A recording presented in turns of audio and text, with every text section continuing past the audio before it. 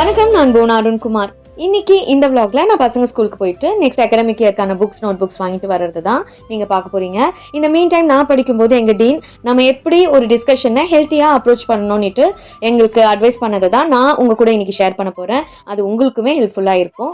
ஒரு டிஸ்கஷன்ல அது டிபேட்டாவோ இல்ல டிஸ்அக்ரிமெண்டாவோ எதுவா இருந்தாலும் ஒருத்தர் அதை அப்ரோச் பண்ற விதம் ரெண்டு மைண்ட் செட்ல தான் இருக்கும். ஒன்னு அறிவு சார்ந்ததா இருக்கும், அதாவது அவங்களுக்கு யார் ரைட் ஆர் ராங்ன்றதை விட எது சரியோ ஆர் எந்த சைடு சரியோ அதை அவங்க எடுத்துப்பாங்க. ஸோ இமீடியட் சொல்யூஷன் ப்ராப்ளம்க்கு கிடைக்கும். ஹெல்த்தியானதும் இந்த மைண்ட் செட் தான். இன்னொன்னு வெற்றி சார்ந்தது. இவங்களுக்கு எது சரின்றதோ எது உண்மைன்றதையோ தாண்டி இவங்க தான் கரெக்ட் அதர் சைட் ராங்ன்றத ப்ரூவ் பண்றதுல தான் இவங்க மைண்ட் செட் இருக்கும். அதனாலேயே இவங்க அப்ரோச் டிஃபென்சிவாவும் அட்டாக் பண்ற மாதிரியும் தான் இருக்கும்.